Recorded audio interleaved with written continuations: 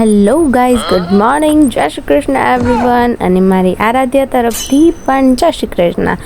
અમારા બેન તો રોજ નવા નખરા શીખી જાય, એ તો બધું તો ઠીક.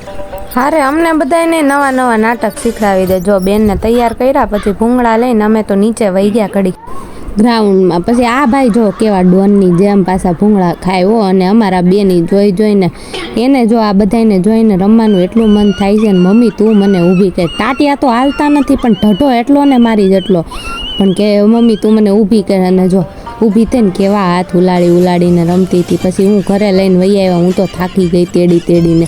ત્યાં તો એના ફઈનો ફોન આવી ગયો. એના ફઈ આવ્યા હતા એને મામાના ઘરે. પછી હું એ બેન જો બધા હારે કેવી રીતે વાતો કરે છે એને જો. અને પાછું બેન સામેથી ફોન તો લેવાય નહીં, નકર તો બેનના નાટક થઈ જાય ચાલુ.